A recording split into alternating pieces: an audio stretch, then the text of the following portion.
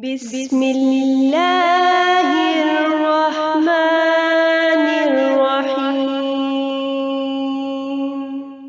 In the name of Allah, the most gracious, the most merciful.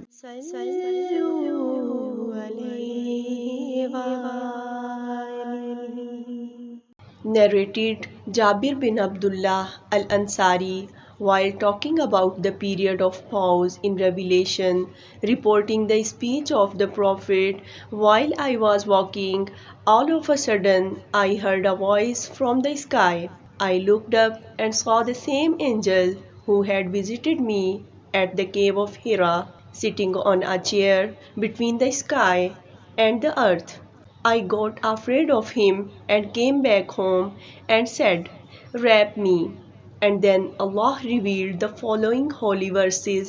O you, wrapped up in garments, arise and warn the people against Allah's punishment. Up to and desert the idols. After this, the revelation started coming strongly, frequently and regularly.